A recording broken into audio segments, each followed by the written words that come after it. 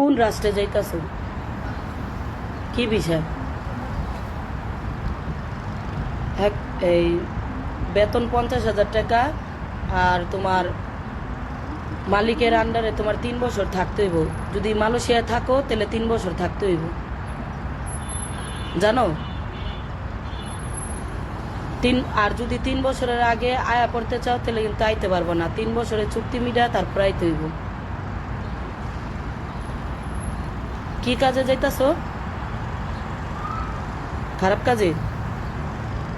পৃথিবীর কোনো দেশেই খারাপ কাজের জন্য মেয়েদেরকে ভিসা দেয় না।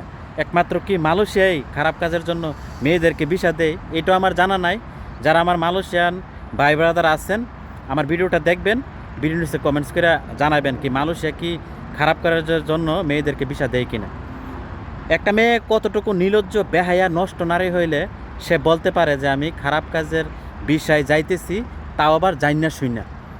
বোন, তুমি দেশে থাইকা ভিক্ষা করো না, এই তো কাজ করো, কইরা সেরা তোমার জীবনটাকে বাঁচাও। তারপরও নিজের দেহটা, পবিত্র দেহটা বিক্রি কইরা বাইরের দেশে যায় না, এত করে নিজেরও মান সম্মান যা, দেশেরও ভাবমূর্তি নষ্ট হয়।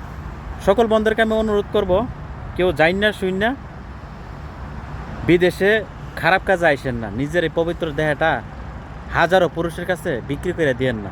কারণ বিদেশ এমন একটা জিনিস, পুরুষ মানুষ আপনাকে বুক করব, এমনভাবে বুক করব যেটা আন্দাজও আপনি নিজেও করতে পারবেন না। তাই আমি সবাইকে অনুরোধ করব, কেউ খারাপ কাজে বিদেশে আইসেন না।